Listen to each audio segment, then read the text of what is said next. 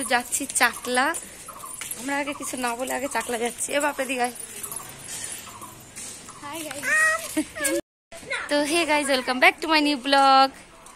তো আজকের ব্লগটা আমরা এখান থেকে শুরু করছি। এখন বাজে 1:30 আর আমরা যাচ্ছি চাকলাতে। তো চলো তোমাদের সাথে শেয়ার করব, একটু ঘোরাঘুরি করব। চলো এখন সোজা অটো ধরবো, আর অটো ধরে তারপর আমরা যাব চাকলা। তো চলো। আর আমরা এখন চাকলা যাওয়ার জন্য তো বেরিয়েই গেছি।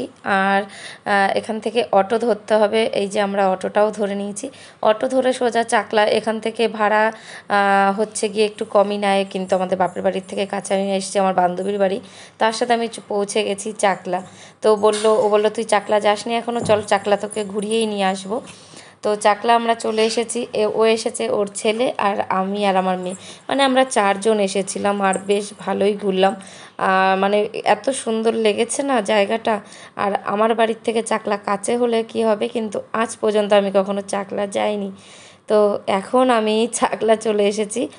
আর হচ্ছে কি জানো, আমাদের না একটু যেতে লেট হয়ে গেছিলো, যে কারণে আমরা পুজোটা আর কি দিতে পারিনি। আর একটু প্রবলেমও ছিল বলে মানে মানে পুজোটা আর কি পুজোটা দেওয়া হয়নি, কিন্তু ঠাকুরের সামনে যাওয়া হয়েছে, ঘুরে এসেছি, কিন্তু ফটোটা তোলা হয়নি ওখান থেকে। আর এই যে আমরা মানে ঘুরে নিচ্ছি একটু।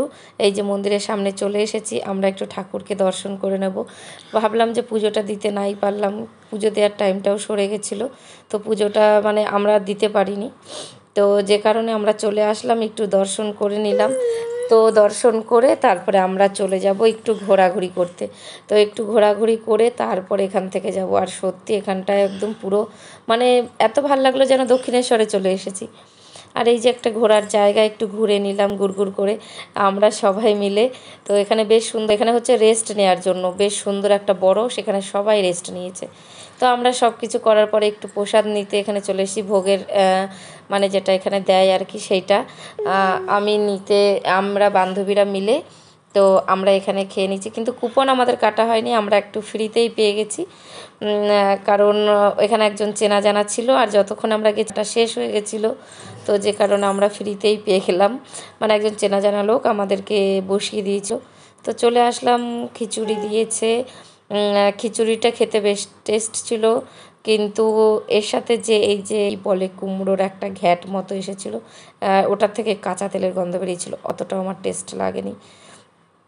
তারপরে এই যে আমরা সবাই মিলে চলে আসলাম। আর হচ্ছে গিয়ে এর সাথে আবার লাস্টে এটা খাওয়ার পরে এরপরে আবার আসলো পায়েসটাও ভালো লেগেছিলো খেতে। তারপরে একটু ঘোরাঘুরি করলাম, চাকলা আমাদের শেষ হয়ে গেল কমপ্লিট।